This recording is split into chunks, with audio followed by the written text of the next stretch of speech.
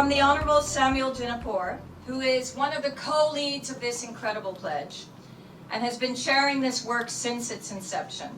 He's the Minister for the Land and Natural Resources of Ghana. I really want to bring the co-chair now, Minister Jinapor, up to the lectern to lead us through a little bit how you have seen the last 2 years of work and what we can expect for the future. Thank you very much, Madam. Excellencies, Honorable Ministers, ladies and gentlemen, I welcome you all warmly to this high-level event on forest, climate, and nature. I recognize the dedication and leadership of my co-chair, the U.S. Special Presidential Envoy on Climate, Secretary John Kerry, in our common noble undertaking in the fight against climate change. This high-level event is extremely important to our cause, and I commend the Salesforce team and the Fclp Secretariat for making it happen during this New York Climate Week. The Forest and Climate Leadership Partnership, Fclp, launched at COP27 in Sharm el-Sheikh, Egypt, with 14 heads of state in attendance. It's a high-ambition group of committed countries with a unifying goal, that is to work together to accelerate global progress to halt and reverse forest loss and land degradation by 2030, whilst delivering sustainable development and promoting an inclusive rural transformation. This ambition reflects the 2030 objectives of the Glasgow Leadership Declaration on Forest and Land Use established at COP26 in Glasgow, and Goals 13 and 15 of the UN Sustainable Development Goals. Excellencies, as a high-level ministerial partnership, our objectives for nature, forest, and climate action are to 1. Provide a solutions-focused political forum to highlight implementation progress and identify shared strategic challenges and opportunities for forest and climate collaboration. 2. Leverage heads of state and ministerial leadership to amplify attention to specific challenges and solutions confronting the forest and land use industry. 3. Provide combined political support to accelerate and scale implementation of a prioritized number of action areas, strongly aligned with the mission statement and objectives of the partnership. And 4. Support implementation of the participating countries' self-determined national goals and encourage all countries to be even more ambitious over time. The Fclp offers the most phenomenal high-level delivery pathway to achieve the Glasgow Leadership Declaration on Forest and Land Use by 2030, and also provides a great opportunity to make the invaluable contribution of forest and nature towards a 1.5 degrees Celsius world possible. It is important to stress that without significant and positive climate action on forest and nature, 1.5 degrees Celsius is not possible, and without sustainable finance for forest and nature, the Glasgow Leadership Declaration to halt and reverse forest loss will just be yet another pledge gone with the wind. Sadly, the climate crisis will not be gone with the wind. It will stare us in the face and hamper the development of generations that did not bargain for any of this.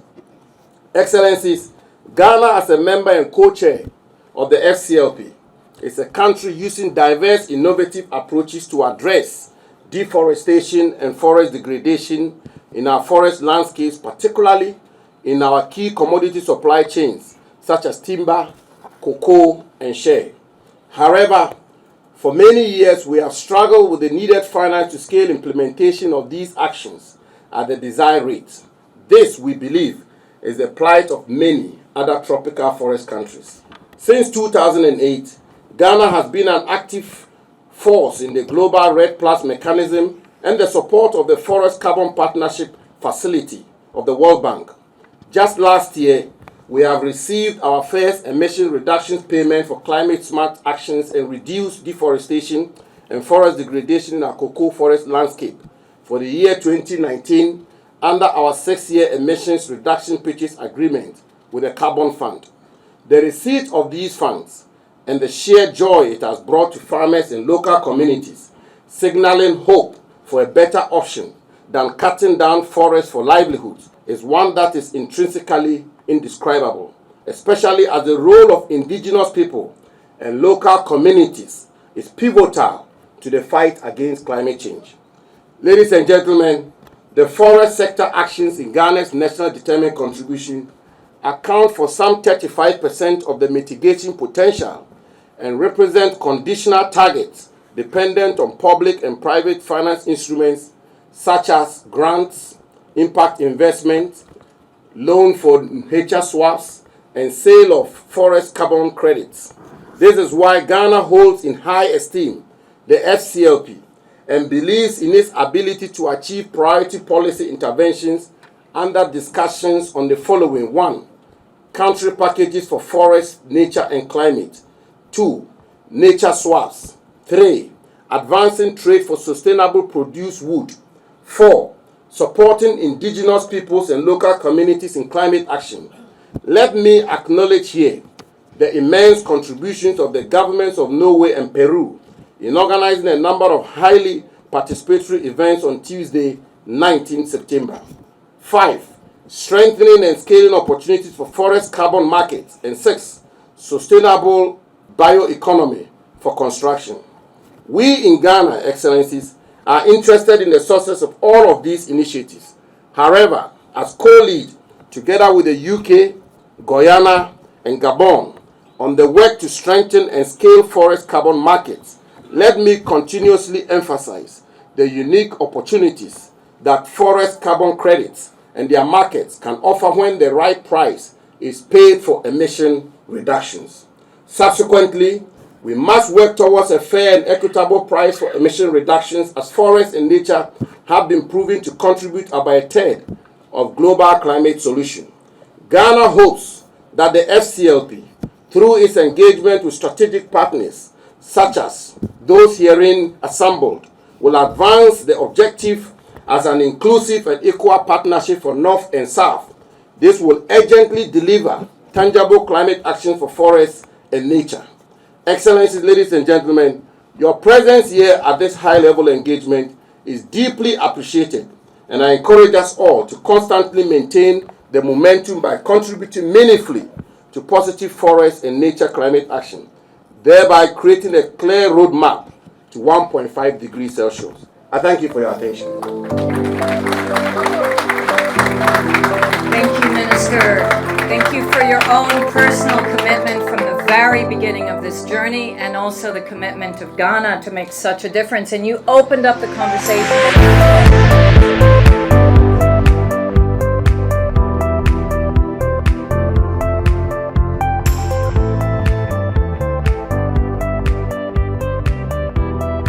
Great Prime Minister from Ghana, please everybody welcome. He's the co-chair of the Forest Leaders Partnership. Honored to be here. We have to demand accountability from everybody in public life.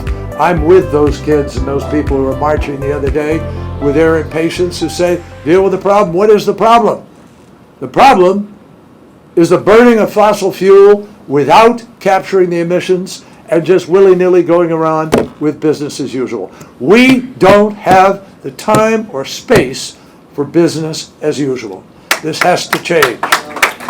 Now, I see major companies, Salesforce among them, but Apple and Microsoft and Google and FedEx and United Airlines and Boeing and a bunch of people who've decided to be first movers and send a signal to the marketplace that you can actually buy green now, and to try to create a demand market out of that.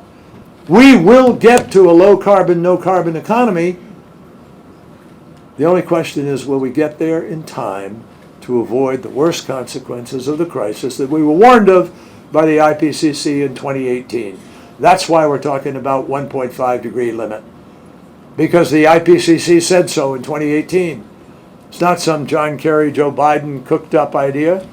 So there are better choices here. And on the forests, with Sam Jinapor, my colleague and friend, minister from Ghana, we have a team that has now grown in the last days with the addition of the DRC, Peru, Belgium, Denmark, to the group of 28 that came on board originally to try to help focus on the forests. So I hope everybody here will help people understand This is not throwing money away. This is not giving money away.